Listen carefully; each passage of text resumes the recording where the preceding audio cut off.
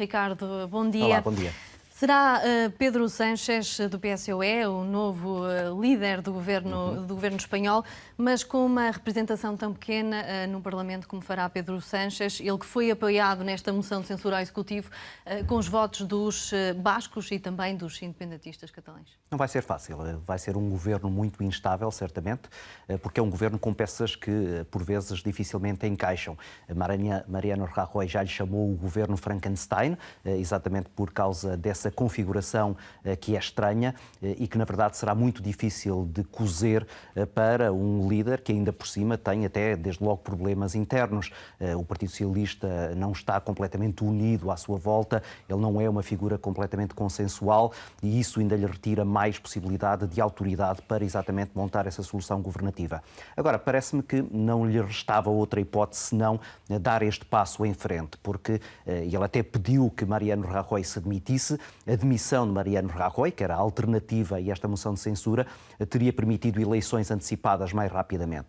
O problema é que o PSOE e o PP olham para as sondagens e percebem que este não é o momento para irem a eleições. Isto é, houvesse agora eleições, dizem as sondagens que estão no terreno, e quem ganharia essas eleições era o Ciudadanos. E, portanto, não interessa nem a Sánchez nem a Rajoy que haja eleições a curto prazo. O problema é que a longo prazo isto também não é muito sustentável e, portanto, veremos como é que agora, nesta solução que de alguma maneira até é negativa, isto é, alguns dos apoiantes de Sánchez nesta moção de censura basicamente queriam retirar Rajoy do poder, mais do que verdadeiramente colocar Sánchez como o presidente do governo espanhol, e isso certamente lhe colocará a ele, Sánchez, problemas acrescidos.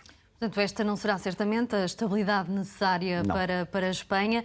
E depois até há contradições, porque Pedro Sánchez sublinhou que o orçamento se manteria e ele que sempre foi contra as contas que foram aprovadas. Não é? Teve críticas muito severas a este orçamento, dizendo que era um orçamento retrógrado, um orçamento demasiado conservador, criticou até a forma como o governo de Rajoy estava a dar um apoio a algumas das autonomias, nomeadamente a autonomia basca, mas agora diz que vai governar com este orçamento e parece até já ter alguma simpatia por ele, nomeadamente por esse aspecto que eu agora mencionei, que é o facto de este orçamento dar uma fatia importante de acréscimo, cerca de 540 milhões de euros à autonomia basca, e não fosse a manutenção desse apoio, e o Partido Independentista Basco não estaria ao seu lado, e sem os 5 deputados que esse partido vale, Sánchez não teria conseguido fazer passar esta moção de censura. Agora, ele vai ter que a manter, vai ter que abrir pontos de contacto também com a Catalunha, era outra das matérias em que Sánchez estava a jogar claramente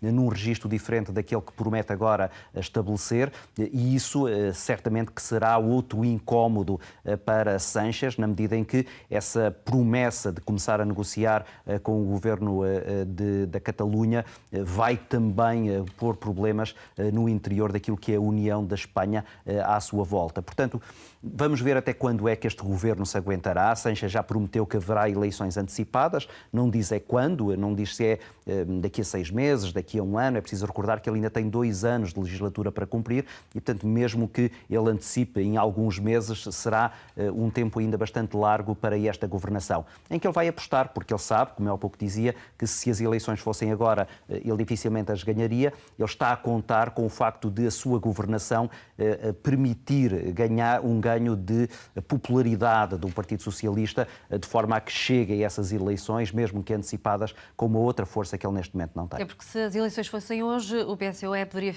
cair para o terceiro lugar. Cair para o terceiro lugar, fazer com que o Ciudadanos ganhasse as eleições e, mesmo que não fosse com maioria absoluta, provavelmente o Ciudadanos teria o apoio dos deputados do Partido Popular para conseguir essa maioria. Mas para o Partido Popular está aqui um outro problema também. É que, na verdade, e o próprio Rajoy não escamoteia essa questão, este governo cai exatamente por um problema grave de corrupção que afetou aquilo que é o prestígio do PP. Portanto, terá que haver também aqui uma renovação, até em termos de figuras e em termos de posicionamento perante o eleitorado do Partido Popular, nem que seja para garantir a tal maioria a uns cidadãos que eventualmente podem vir a ganhar as eleições.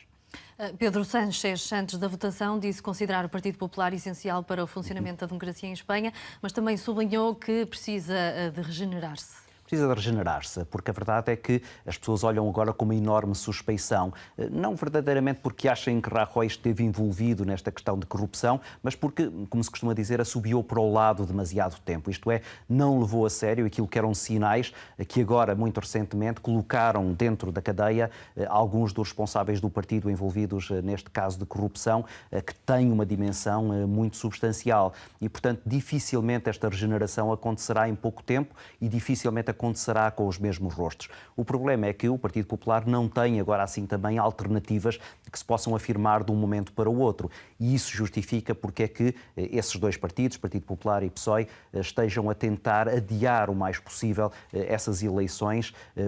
Sánchez para ganhar prestígio na governação, o que me parece difícil tendo em conta todas estas dificuldades de estabilidade. Ricardo Jorge Pinto, e tal como em Portugal, em Espanha também o Partido Socialista chega ao poder sem vencer as eleições. Sim, António Costa reconheceu agora que ainda não falou com Sánchez, mas é bom até que fale e que Sánchez ouça de António Costa aquela que foi uma solução governativa que também teve alguma dificuldade, mas acabou por se afirmar com a popularidade que neste momento tem. Sánchez tem que fazer alguma coisa semelhante ao que António Costa fez em Portugal, isto é, pegar em peças que até do ponto de vista programático e ideológico não estão claramente alinhadas, mas a encontrar soluções de compromisso que permitam a viabilização do seu governo. No caso espanhol é bem mais difícil que no caso português, porque no caso português há, apesar de tudo, alguma unidade ideológica entre o Bloco de Esquerda e o Partido Comunista que, olhando para os partidos que agora apoiaram esta moção de censura, claramente não existe. Até porque estão lá esses tais partidos independentistas que de maneira nenhuma jogam em paralelo com aquilo que são as ideias que Sánchez tem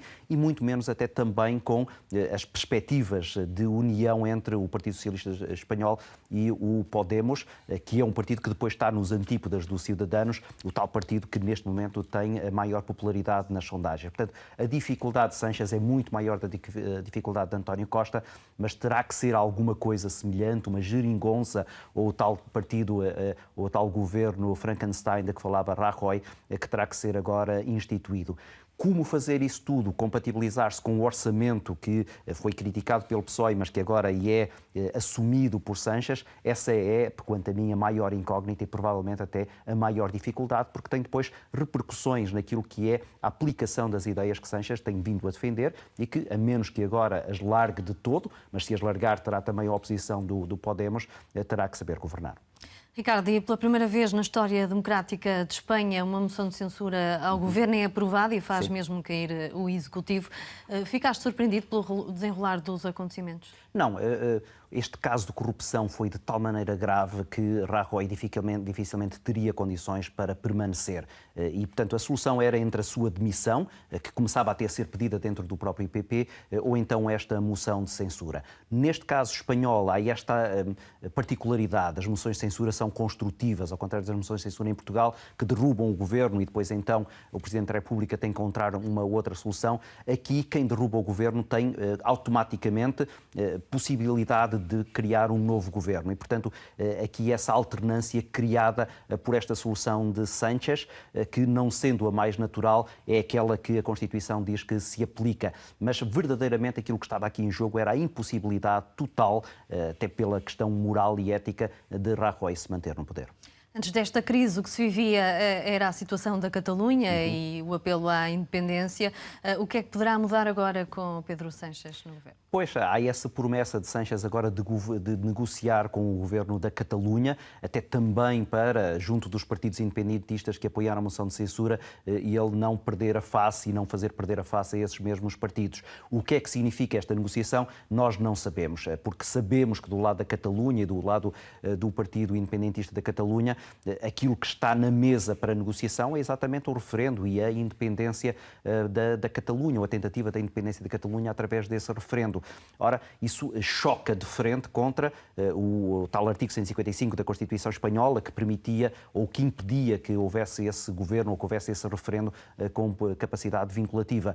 E, portanto, não sabemos o que é que estará por detrás dessa promessa, não sabemos se, eventualmente, até Sánchez, única e simplesmente, fez essa promessa para manter este apoio e dificultará agora de novo essa negociação com a Catalunha, como de resto o PSOE, que esteve ao lado do PP nesta matéria, tem feito até agora relativamente a essas negociações. Não sei se haverá aqui um volte-face, essa é uma das incógnitas para seguir nos próximos dias ou nas próximas semanas. Ricardo, obrigada pela análise à situação política em Espanha.